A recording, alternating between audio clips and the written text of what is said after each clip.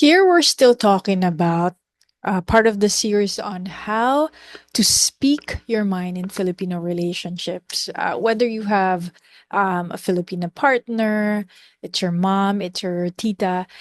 In the previous one, I talk about the stroke and the kick strategy. So I'm going to link that below if you're interested.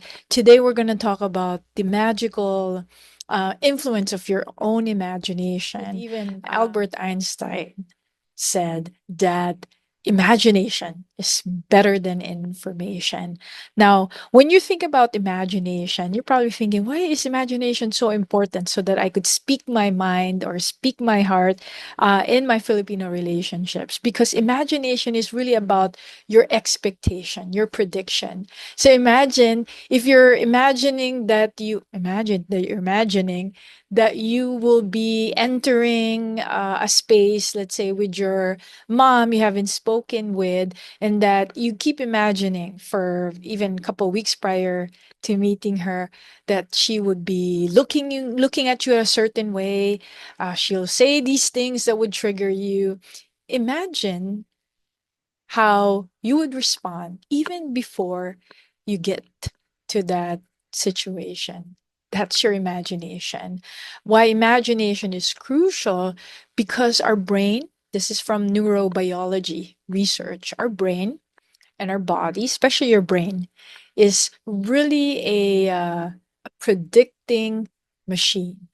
And it's going by history, stories of the past, because your brain is really for your survival. So if your brain is doing that's great. For one part of it, tells me that it's working because your brain is there for your survival, but not necessarily for your growth. Now, here's some of the common dialogue, internal dialogue for many Filipinos, Filipino Americans. So if you have a relationship, Filipino ships, and you're afraid to speak your mind, it's possible. I'm going to just mention a few internal dialogue that's very common. The feeling that I'm not good enough. Okay, so that's the first one. Then I'll go back after I mention four. Also, it's very common to feel I'm too much. Masyado ka. Okay? Or I'm not worth it. Um, that sino ba naman ako, right? Who am I? Which enters the imposter syndrome. And the last one that I will mention today is the feeling that I'm not likable or lovable enough. So, how does that impact your imagination? So, number one, just going back to the feeling of I'm not good enough. Um, that influence how you may overcompensate. So if you're talking to a tita, other people, you might think they know better than you. Maybe you were conditioned to think that way, or that you are there to please, and that truly can influence your imagination.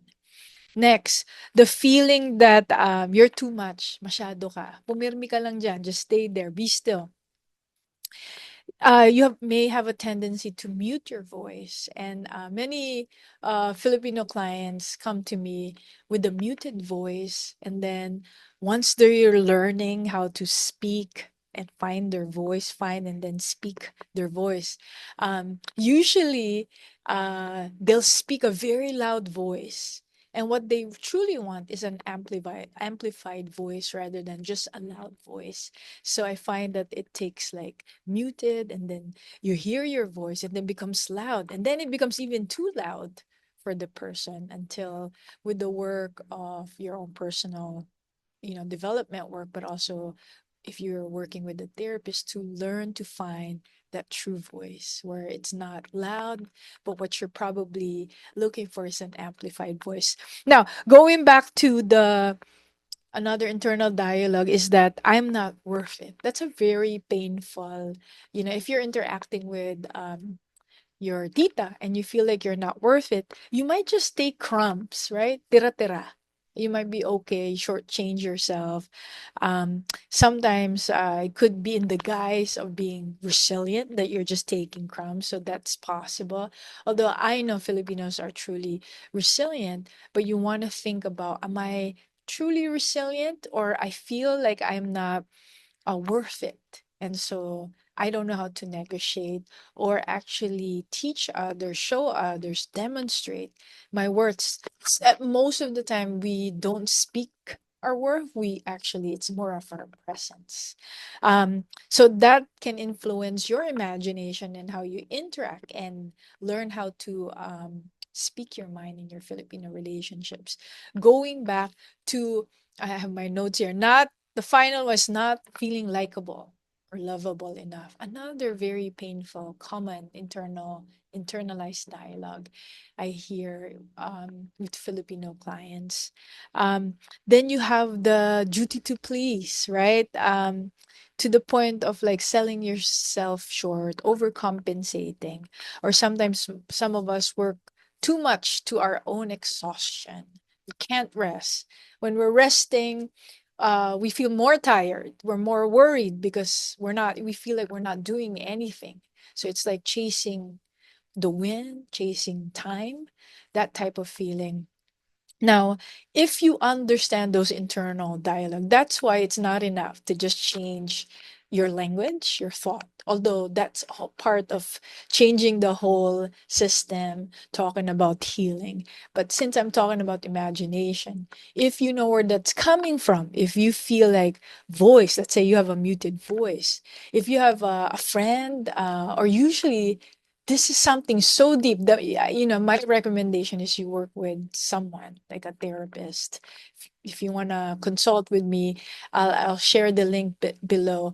But that's when you change your imagination. Often I do that with using hypnosis, hypnotherapy in my work. But if you don't prefer a therapist, you could just do some personal growth, do your research. But it's likely you might need someone if it's so deep seated, because it's hard to move. Imagine it. You could change the words that you're telling yourself, but you notice that even if you do that, um, for many people, thoughts or language, because language is thought and thought is language through words, sometimes it's not enough if it's very deep seated. So those are a few of the thoughts that I have regarding how to speak healthily, lovingly your mind in Filipino relationships, is to actually move your imagination. The only way you can move your imagination, if you know what's the deeper feeling, thoughts, picture underneath it. So I am wishing you well, my friends. Have a better imagination, because imagination opens possibilities. Imagine if you haven't spoken to your mom, but you are expecting, predicting something different. So have a hypothesis, be like a researcher. You have a hypothesis in which hypothesis could be either confirmed or they could be null, meaning they are not in line with your hypothesis. But act as a researcher. Be open to other possibilities, and you might just be surprised. Because the thing about what you imagine, what you expect, is you might just see it. And that's the power of, sometimes people say that that's a placebo, opposite for placebo. Forgot the word, but here you go. In that, if you're expecting something to be painful, you might just feel it.